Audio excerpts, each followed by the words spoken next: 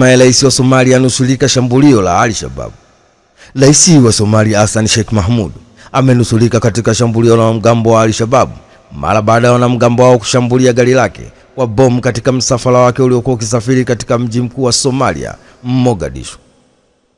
Tukio hilo lilitokea siku ya Jumanne ambapo maafisa wa serikali ya Somalia wamesema kwamba Rais Mohamud yuko salama kufuatia shambulio hilo, ambapo mshauri wa Rais Zakaria Hussein kupitia chapisho lake la X pia amethibitisha kwamba rais yuko vizuri na anaendelea na majukumu yake kama kawaida. Aidha, kundi hilo limethibitisha kufanya tukio hilo, ambapo wanajeshi na wakazi wa eneo hilo walishuhudia shambulio hilo wamethibitisha kuwa msafara wa rais uligongwa, ambapo inatokea miili ya watu 4 waliuawa katika shambulio hilo. Wakati Al-Shabaab wakifanya mashambulizi mara kwa mara nchini Somalia kwa sehemu ya kampeni yao ya miongo kadhaa ya kupindua serikali ya Somalia, shambulio la Jumanne lilikuwa la kwanza kumlenga Mohamud moja kwa moja tangu mwaka 2014 katika muhula wake wa kwanza madarakani, walipomshambulia kwa mabomu hoteli aliyokuwa hakizungumza. Saa chache baada ya shambulio hilo, vyombo vya habari na serikali ya Somalia vilionyesha picha ya rais katika wilaya ya Adan katika eneo la Sabay katikati ya nchi ya Somalia, ambapo vikosi vya serikali vinapambana na mashambulizi ya wiki 3 sasa ya Al-Shabaab. Ni taarifa kutoka nchini Somalia. Hatimaye rais wa Somalia Hassan Sheikh Mohamud amenusurika katika shambulio la wanamgambo wa Al-Shabaab mara baada ya wanamgambo wao kushambulia gari lake kwa bomu katika msafara wake uliokuwa ukisafiri katika mji mkuu wa Somalia, Mogadishu. Rais wa Rwanda na rais wa Kongo uso kwa uso nchini Katari.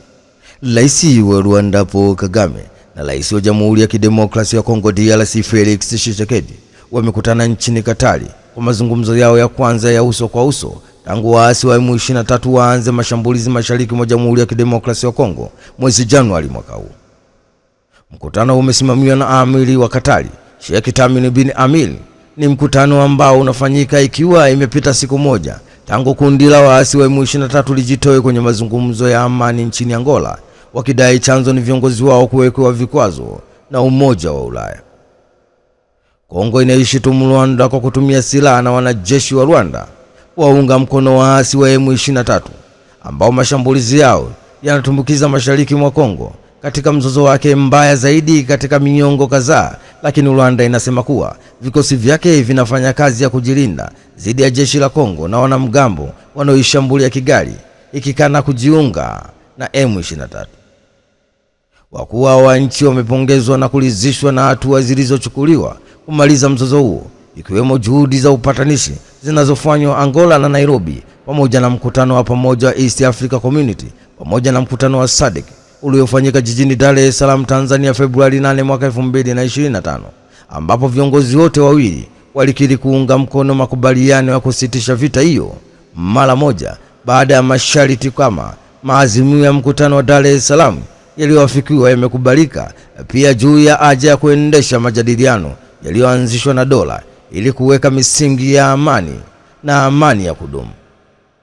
Vita vya mashariki mwa Jamhuri ya Kidemokrasia ya Kongo vimedumu kwa muda sasa, huku madini yakitajwa kama kichocheo kikubwa cha mzozo huo, ambapo imeongezeka haraka tangu Januari mwaka 2025. Maelfu ya watu wameuawa na wengine maelfu kulazimishwa kuyakimbia makazi yao. Ni taarifa kutoka huko Katari. Hatimaye rais wa Rwanda Paul Kagame na rais wa Jamhuri ya Kidemokrasia ya Kongo DRC Felix Tshisekedi wamekutana nchini Katari kwa mazungumzo yao ya kwanza ya uso kwa uso tangu waasi wa M23 waanze mashambulizi mashariki mwa Jamhuri ya Kidemokrasia ya Kongo mwezi Januari mwaka huu. Balozi wa Ubelgiji afukuzwa nchini Rwanda. Rwanda imetangaza kuvunja uhusiano wa kidiplomasia na Ubelgiji na imemtaka balozi wa Ubelgiji nchini Rwanda pamoja na wanadiplomasia wengine wote wa Ubelgiji waondoke nchini humo ndani ya saa 48, ambapo imesema sababu za kufikia uamuzi huo ni kwa sababu Ubelgiji, ambalo ni taifa la Ulaya, limekuwa likiizofisha nchi hiyo ya Rwanda wakati mzozo ukiendelea mashariki mwa Jamhuri ya Kidemokrasia ya Kongo, kwa kuzichochea nchi nyingine pamoja na Umoja wa Ulaya iwaweke vikwazo Rwanda. Itakumbukwa juzi rais wa Rwanda Paul Kagame alituhumu Ubelgiji kwa kuichonganisha Rwanda na mataifa mengine ili iwekwe vikwazo kutokana na mzozo huo, ambapo pia mataifa ya Ulaya yameiwekea vikwazo na makamanda kadhaa wa kijeshi wa Rwanda na wa M23. Rwanda inaituhumu Ubelgiji, mkoloni wake wa zamani, kwa kuunga mkono serikali ya Kongo kabla wakati wa mzozo unaoendelea katika Jamhuri ya Kidemokrasia ya Kongo. Mvutano wa kidiplomasia baina ya Rwanda na Ubelgiji unazidi kuongezeka siku za hivi karibuni, ingawa uhusiano wao umeanza kudolola muda mrefu, na hata mwezi Februari mwaka huu Rwanda ilisitisha ushirikiano wa kimaendeleo na Ubelgiji, ikilaani kile ilichokitaja kuwa ni kampeni ya uchochezi ya Ubelgiji dhidi ya Rwanda. Umoja wa Ulaya chini ya shinikizo la Ubelgiji haswa umepitisha vikwazo dhidi ya maafisa wa jeshi la Rwanda kutokana na uungwaji mkono wa Rwanda kwa waasi wa M23 huko mashariki mwa Jamhuri ya Kidemokrasia ya Kongo.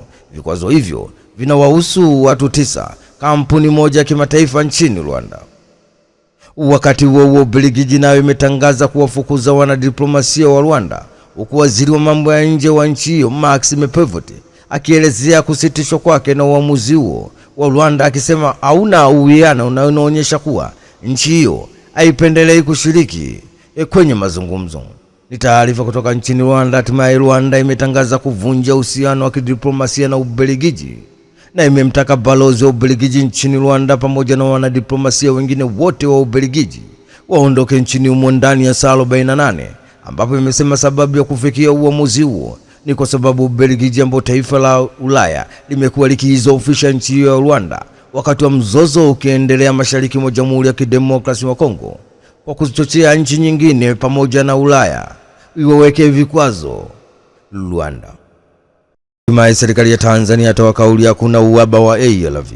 Serikali kupitia bohari ya dawa MSD imesema imejipanga kukabiliana na changamoto zozote zitakazojitokeza kutokana na uamuzi wa Rais wa Marekani Donald Trump kusitisha misaada kwa nchi za Afrika ikiwemo ARV, ambayo Watanzania wametolewa hofu kwamba ARV zipo za kutosha nchini Tanzania. Akiongea kuhusu mafanikio ya miaka 4 ya Rais wa Jamhuri ya Muungano wa Tanzania Daktari Samia Suluhu Hassan jijini Dodoma, mkurugenzi wa MSD Mavle Tukai amesema kutokana na maelekezo ya Rais wa Jamhuri ya Muungano wa Tanzania Daktari Samia Suluhu Hassan kwa MSD hakuna cha kusubiri, tumekushajipanga na kufanya maandalizi ya kutosha kwa kuzingatia athari zake kwa wananchi. Tumehakikisha tunayo mikataba ya kutosha katika ununuzi wa dawa zote na miradi msonge ikiwemo ARV, vyandarua, chanjo na kadhalika, ambayo inatokana na misaada ya ufadhili wa USAID, ili Marekani ikisitisha misaada wa Tanzania wasiathirike na chochote. Ni taarifa kutoka jijini Dodoma. Hatimaye serikali kupitia bohari ya dawa MSD imesema imejipanga kukabiliana na changamoto zozote zitakazojitokeza kutokana na uamuzi wa Rais wa Marekani Donald Trump kusitisha misaada ya nchi za Afrika ikiwemo ARV, ambayo Tanzania wametolewa hofu kwamba ARV zipo za kutosha nchini Tanzania. Jaji azuia uamuzi wa kufungwa kwa USAID. Jaji Theodore Changwa nchini Marekani amezuia utawala wa Rais wa Marekani Donald Trump kuchukua hatua zozote za kulifunga shirika la misaada la Marekani USAID, ambapo amesema taratibu za kulifunga shirika hilo huenda zilikiuka katiba ya nchi ya Marekani. Akitoa uamuzi huo, Theodore Changwa amesema idara ya ufanisi serikali na swaiba wa Donald Trump Elon Musk, ambayo ilifunga shirika hilo, huenda ilikiuka katiba ya Marekani kwa njia nyingi. Jaji huyo ameamuru irejesho uwezo wa kutumia kompyuta na mifumo ya malipo kwa USAID kwa wafanyakazi, wakiwemo wale waliopewa likizo na wale walioachishwa kazi.